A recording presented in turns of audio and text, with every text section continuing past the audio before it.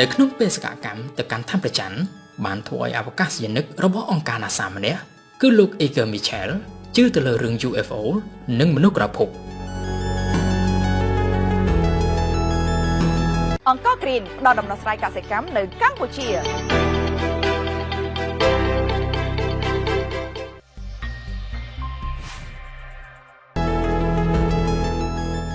មកទល់នឹងពេលនេះមានអ្នកវិទ្យាសាស្ត្រនិងអវកាសយានិកជាច្រើនបានអះអាងថា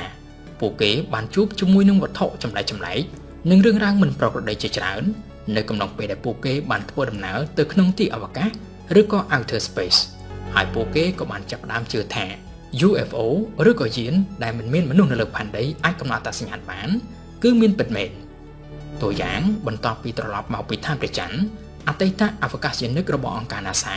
គឺលោក Iker Mitchell បានលើកឡើងថារូបគាត់ផ្ទាល់ធ្លាប់មានបទពិសោធន៍ជួបរឿងមិនប្រក្រតីនៅក្នុងបេសកកម្មទៅកាន់ឋានព្រះច័ន្ទដែលនាំឲ្យលោកមានទស្សនៈថ្មីចំពោះដើមកំណើតនៃជីវិតនៅលើផែនដីនិងមូលហេតុដែលរដ្ឋាភិបាលមហាអំណាចអាមេរិកបានលាក់បាំងការពិតពាក់ព័ន្ធជាមួយនឹង UFO ឬក៏ជីវិតអេលៀន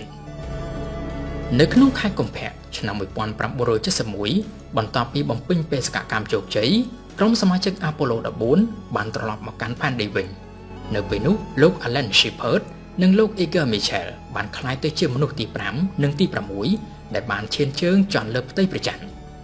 នៅខណៈពេលដែលលោក Alan Shepard សំងំរស់នៅយ៉ាងស្ងៀមស្ងាត់និងយ៉ាងមានសេចក្តីសុខ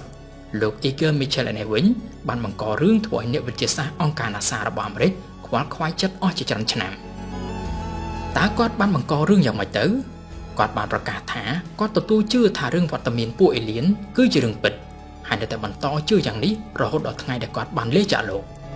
គាត់បានចាប់ប្រកាន់រដ្ឋាភិបាលអាមេរិកថាបានលាក់បាំងនៅទំនាក់ទំនងរបស់ពួកគេជាមួយនឹងពួកអេលៀនដែលមកពីភពផ្សេង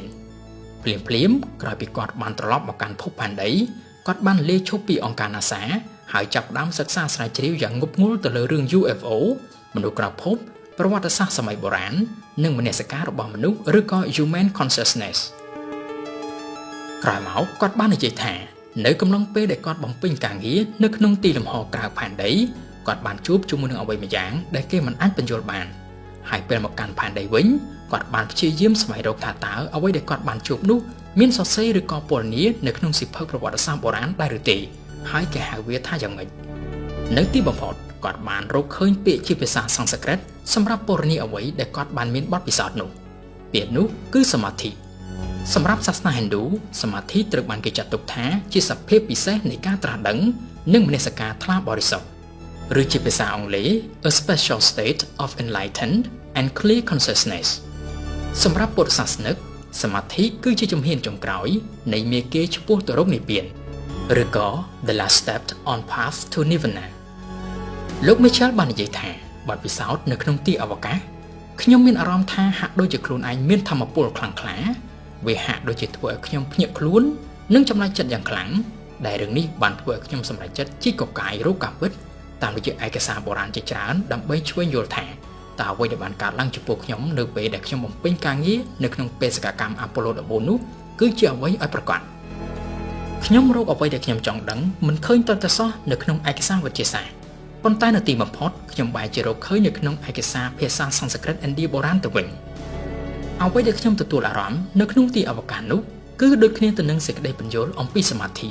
គឺការមើលឃើញនៅធាតុផ្សេងដាច់ពីគ្នាការទទួលដឹងនៅការហូរស្រោចនៃធាតុនៅក្នុងខ្លួននិងអារម្មណ៍ដែលទទួលបានសេចក្តីសុខបំផុតរកពីពរនីមិនត្រូវ ecstasy លោក Iker Mitchell គឺជាមនុស្សខុសប្លែកគេតែម្នាក់គត់នៅក្នុងចំណោមមនុស្សដែលបានត្រឡប់មកពីឋានព្រះច័ន្ទគាត់បានផ្លាស់ទៅរស់នៅក្នុងរដ្ឋ California ហើយបានចូលរួមបង្កើតវិទ្យាស្ថានមួយឈ្មោះថា Institute of Neotic Sciences វិទ្យាស្ថាននេះមិនរកប្រាក់ចំណេញទេហើយធ្វើការសិក្សាស្រាវជ្រាវយ៉ាងបើកចំហទៅលើផ្នែកវិទ្យាសាស្ត្រគ្រប់រូបភាពមិនប្រកាន់ផ្នែកមិនប្រកាន់វិស័យអ្វីទាំងអស់វិទ្យាស្ថាននេះសិក្សាស្រាវជ្រាវផងដែរទៅលើយូហ្គាសមាធិញាណពិសេសរបស់មនុស្សទំនាក់ទំនងផ្លូវចិត្តនិងធម៌ពលចិត្តដែលបង្កើតឲ្យវត្ថុផ្សេងៗធ្វើចលនាហោះហើរជាដើមជាចុងក្រោយសូមជម្រាបលោកអ្នកថាលោក Iker Mitchell គឺជាអវកាសយានិកដែលអ្នកកាសែតនិងអ្នកសរសេរសៀវភៅចង់ជួបសម្ភាសជាទីបំផុតគាត់បានទទួលមរណភាពនៅថ្ងៃទី4ខែកុម្ភៈ ឆ្នាំ 2016 នៅក្នុងរដ្ឋ Florida សហរដ្ឋអាមេរិក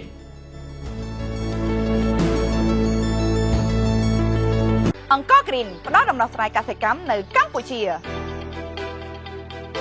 ពួកយើងមានទិសដៅរួមគ្នាក្នុងការអភិវឌ្ឍនិងធ្វើទំនើបកម្មកសិកម្មអង្គរ Green ផ្ដល់ការបណ្ដុះបណ្ដាលបច្ចេកទេសកសិកម្មផ្គត់ផ្គង់ជីនិងថ្នាំកសិកម្មលំដាប់ពិភពលោកគ្រឿងយន្តកសិកម្មទំនើបប្រព័ន្ធស្រោចស្រពដែលរចនាប្លង់តាមបែបវិទ្យាសាស្ត្រចំណីនិងថ្នាំព្យាបាលសត្វចិញ្ចឹមគ្រប់ប្រភេទអូមិនត្រឹមតែប៉ុណ្ណោះក៏មានបុគ្គលិកចុះគាំទ្រតាមចំការថែមទៀតលើពីនេះអង្គរ Green ក៏បានគាំទ្រកសិករឲ្យអនុវត្តស្តង់ដារសុវត្ថិភាពហើយប្រមូលទិញនិងចែកចាយកសិផលបន្តទៅកាន់ទីផ្សារនៅក្នុងស្រុកនិងនាំចេញទៅកាន់ទីផ្សារពិភពលោក